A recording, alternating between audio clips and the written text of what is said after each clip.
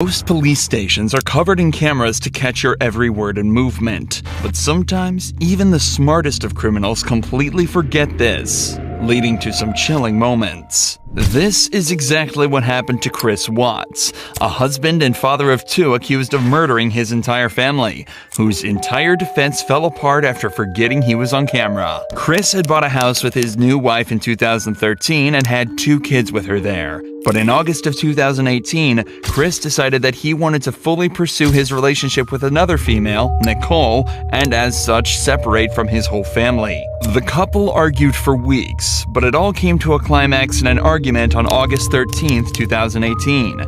An argument that would end with Shannon laying strangled in a shallow grave in their garden, and his daughters smothered and trapped in oil drums in an attempt to hide the bodies.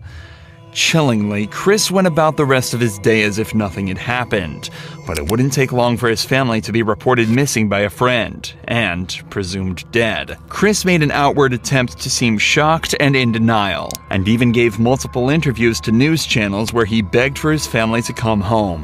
Shanann, Bella, Celeste, if you're out there, just come back.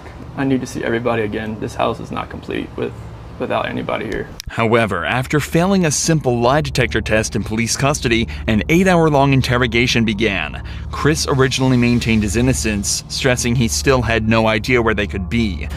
But after hours of passing interviews and more polygraph tests, he asked to speak to his father, where he would finally make a mistake.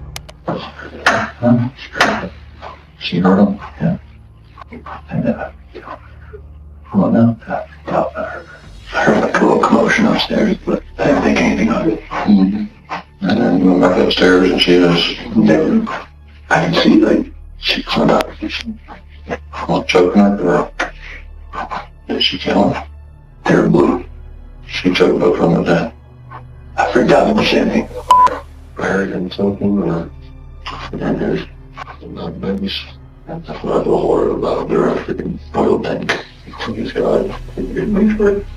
Chris had completely forgotten that he was being filmed, and assumed that just because the detectives weren't in the room, nobody could hear him, and he was free to say whatever he wanted. But of course, this wasn't the case. And just seconds after confessing to his dad, the detectives returned to the room and eventually arrested him. Months later, he was sentenced to 5 consecutive life sentences. But it's not usually a direct confession that the police find when criminals forget about the cameras. Often it's as simple as somebody exhibiting incriminating behavior, or in the case of Dawson McGee, not finding said behavior.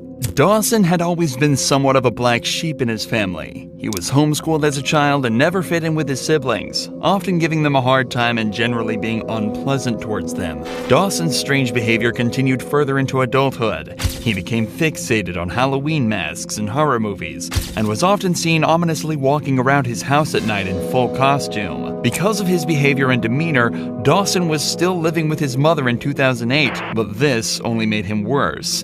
Eventually in his 20s, after he became extremely disrespectful to his mother, she told him it was time to move out. This, of course, enraged Dawson, and at around 4:30 p.m. on Halloween night, 2011, he attacked his mother in cold blood, stabbing her a total of 10 times across her neck and torso. Just half an hour later, Dawson's sister Caitlin called her, to no response.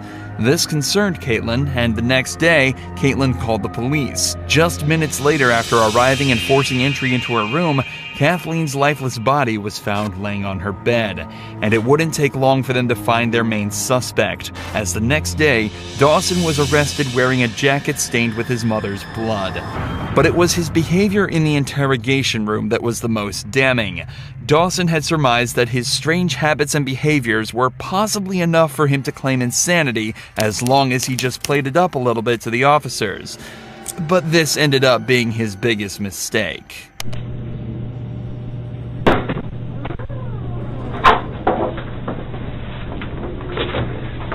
I want to talk to you about what happened to your mom. People called me and said something happened at home to Mom. They were very bad. What happened to my mom? Well, that's what I'm asking you. Wait, I'm supposed to have an attorney? You want to ask for an attorney? Yeah. Okay.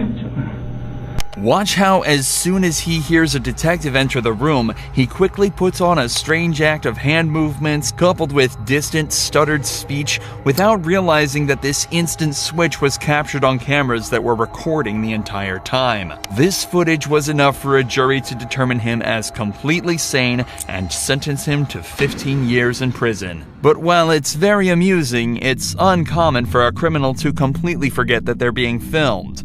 So what happens when they do realize they're on camera? Upon entering the interrogation room, Russell Jones immediately noticed the camera that was filming every second of his time in there. Russell was being investigated for the murder of Aaron Fryer, a father of 3 who had been brutally beaten to death by a baseball bat in his sleep. At the time of the interrogation, police had already apprehended 2 other people for this murder, 15-year-old Ellen Fryer and her 19-year-old boyfriend George. But Russell was also present when George and Ellen were picked up, so he too was brought in for interrogation. The entire time he was in police custody, Russell was friendly with the officers, and while he was open about his disdain towards police generally, he was adamant that the few he was talking to were the good ones. You seem like a nice guy. The guy that I was talking to seemed like a nice guy, so... No Sprite? Perfect. Is that good? Yeah. Okay. No. Perfect. Now all I need is a cigarette and I'll be happy. He chatted with them politely enough for them to even fetch him food and drinks to keep him company throughout the interview. And on the way to the police station, he even opened up to the officers about his personal business endeavors. I actually started my own protection business. Did you? Yeah. What kind of protection? I know it's kind of risky, but I work with people 20 and younger, legally considered a runaway type of age. So you provide protection for runaways and get them like a place to live? Yeah. But the second he was left alone with the camera, it was as though a switch flipped, and Russell became one of the strangest and, for lack of a better term, most guilty people that's ever been filmed in a police interrogation. It's honestly hard for me to put this behavior into words, so take a look for yourself. You're listening in on my conversations, aren't you? I don't care if you're fed or not. I can still twist your little mind. Don't piss me off. So, we can do this the nice way and we negotiate, or we can do it the hard way and I can release my bipolar. Let's make a deal. 1, thanks for the food. 2, I see Ellie and Gavin because they are both under my protection. 3, before you release Ellie to her parents, or parent, do a background check as well as a drug test.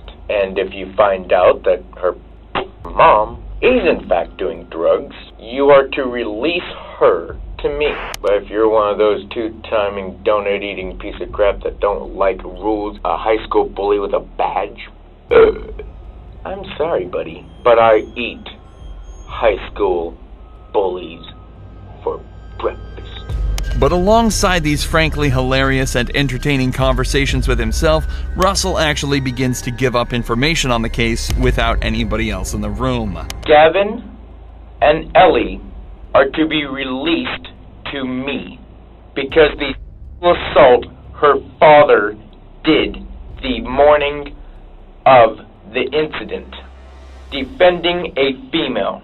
And I know everything that I'm saying is being recorded, and I'm doing it on purpose. It wasn't really self-defense so much as it was defending her. It obviously didn't take much for police to convict him after this. However, due to the absurdity of his behavior in this footage, it took them a while to determine if Russell could legally be considered insane or not. However, it was eventually determined he would be sentenced to 18 to 15 years in prison, and his accomplices each taking 25 years as the main perpetrators of the crime.